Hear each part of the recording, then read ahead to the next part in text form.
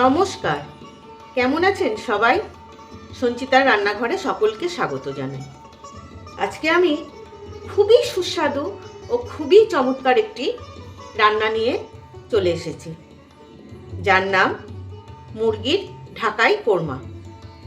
প্রথমে আমি কিছু মশলা করে নেব, সেই জন্য নিয়ে নিলাম একটা মিক্সিং জার। কোরমা যেই হতো, এখানে একটা শাহি ব্যাপার আছে, সেই জন্য আমি নিয়ে নিলাম কিছু শাহি মরিচ, শাহি মরিচ না, মরিচ। মরিচটা যদি আপনারা না দিতে পারেন তাহলে গোলমরিচ দেবেন, কিন্তু এই রান্নাটায় মরিচটাই খুব ভালো যায়।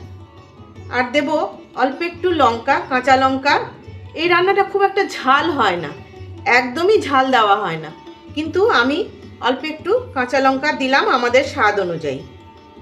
আর দেব রসুন, এখানে একটা রসুন আছে, একটার থেকে একটু কমই আছে, 1 চামচ মতন আমার রসুন লাগবে। আর তার থেকে বেশি লাগবে আদা, 2 চামচ মতো আদা বাটা। এই মশলাটা আমি আগে পেস্ট করে নেব, এবার আর একটা মশলা করে নেব, সেই জন্য নিয়ে নিলাম মিক্সিং জার। এখানে 3টে পেঁয়াজ কুচো করে আছে, এটা আমি একটু আদা ভাঙা করে নেব। এবার আমি এখানে কিছু মাংস নিয়ে নিয়েছি, খুব ভালো করে ধুয়ে নিয়েছি। এর মধ্যে দিয়ে দেব পেঁয়াজ বাটাটা, আদা, রসুন, কাঁচা লঙ্কা আর মরিচ বাটাটা, চামচখানিক মিষ্টি দই। আপনারা এখানে মিষ্টি দইয়ের পরিবর্তে টক দই দিতে পারেন, তাহলে বেশ খানিকটা চিনি দিতে হবে। আর দেব 1 চামচ মতন ঘি, আর একটু দিলাম। আর দেব লবণ, দিয়ে বেশ করে মেখে অন্তত 10 মিনিট রেখে দেব। এবার আমি রান্নাটা শুরু করব, তাই গ্যাস জ্বালিয়ে রোজের মতন বসিয়ে দিচ্ছি কড়াই গরম হয়ে গেছে। এবার দিয়ে দেব অল্প সাদা তেল। এই রান্নাটা তেলের ব্যবহার হয় না বললে চলে, পুরোটা ঘিয়ে রান্না হয়, কিন্তু আমরা তো অতটা ঘি দিতে পারবো না, তাই কিছুটা সাদা তেল দিয়ে মেকআপ করছি।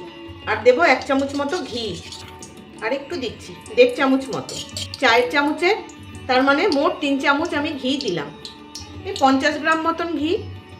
এবার দেব একটা ফোড়ন, 5-6টা এলাচ, লং, অল্প একটু দারচিনি আর তেজপাতা। এবার দিয়ে দেবো এই মাংসটা, মাখানো মাংসটা।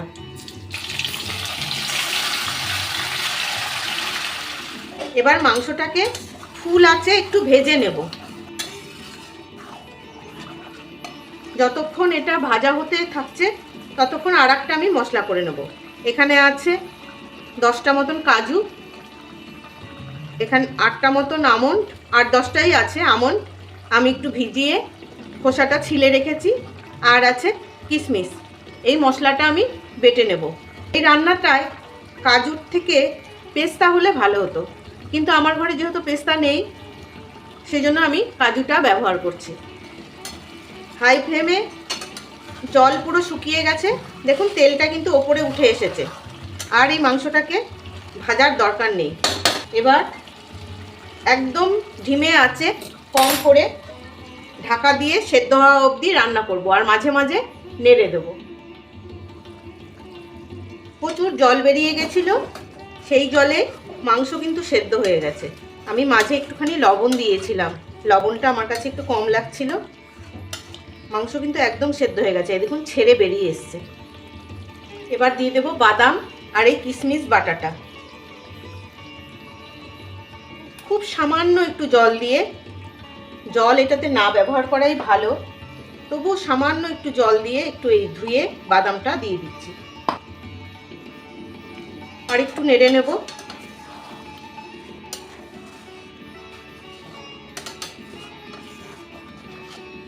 মিনিট খানেক আর একটু রান্না করে নেব। মিনিট খানেক রান্না করে নিলাম, দেখুন তেলটা পুরো ভেসে উঠেছে। এই পর্যায়ে দিয়ে দেব আধখানা লেবুর রস। আর আপনারা যদি টক দই ব্যবহার করেন তাহলে আর এই লেবুর রসটা দেওয়ার দরকার নেই। আর দিয়ে দেব কিছু কাজু, কিছু কিশমিশ।